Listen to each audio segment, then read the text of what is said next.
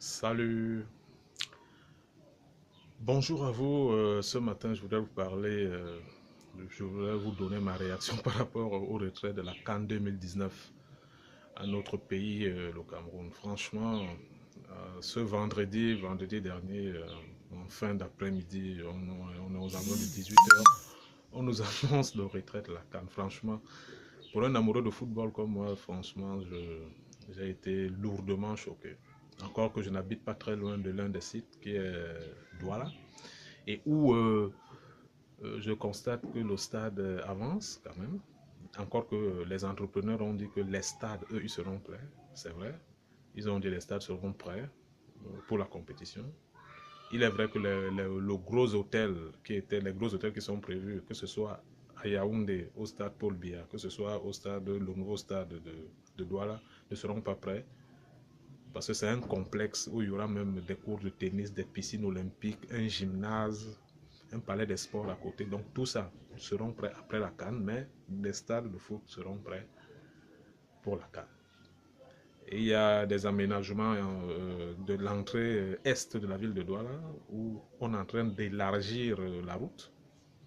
On est en train même de construire une nouvelle route qui devrait desservir ce stade. Bon, on nous dit que le Cameroun n'est pas prêt. Tout le monde dit qu'aucun pays n'a jamais été prêt, totalement prêt pour une compétition. C'est rare, sauf peut-être des pays très développés.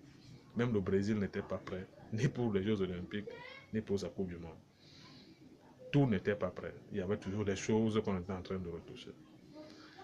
Franchement, de par tout ce que j'ai écouté depuis qu'on nous a retiré la canne, tout le monde est d'accord pour cela. On a l'impression que c'est un complot. Ahmad, c'était un complot. En élargissant de 16 à 24, il voulait donner ça au Maroc pour montrer à la communauté internationale que le Maroc pouvait organiser une Coupe du Monde à 48, je ne sais pas. Depuis là, il a poussé le bouchon plus loin, venir mentir ici au palais présidentiel qu'il n'y avait pas de plan B par rapport à la CAN 2019. Il est venu mentir devant tout le monde. Aujourd'hui, on constate que tout ce qu'il a dit, c'était beaucoup plus...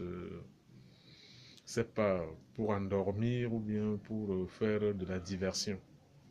On a tellement fait confiance sur Ahmad. Franchement, le Cameroun était tellement touché que même la chaîne de télévision nationale et la radio officielle ont mis 2 jours pour commencer à en parler. On avait l'impression que tout le monde était sonné. Franchement, il est vrai que c'est l'un des plus gros échecs de M. Paul Biya en ce début de son nouveau mandat. C'était un des piliers de sa campagne électorale. Là, il a échoué complètement. Le Cameroun n'organisera pas. Moi, je me demande même s'il y a un pays dans le monde, en Afrique aujourd'hui, qui est capable d'organiser une CAN à 24. On l'a déjà dit, franchement, c'est très difficile. On nous parle que le Cameroun ira en 2021. Moi, sur ce que j'ai entendu, le ministre de la Communication dit que le Cameroun n'est pas candidat pour 2021.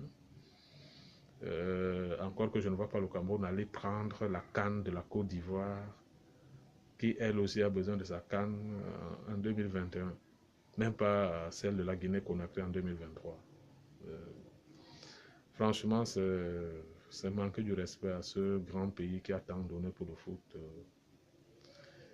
Ce n'est pas honnête, ce n'est pas loyal, ce n'est pas... Il y a un gros parfum de complot, dans ce retrait de la CAN au Cameroun, franchement. Bonne journée à vous et à très bientôt.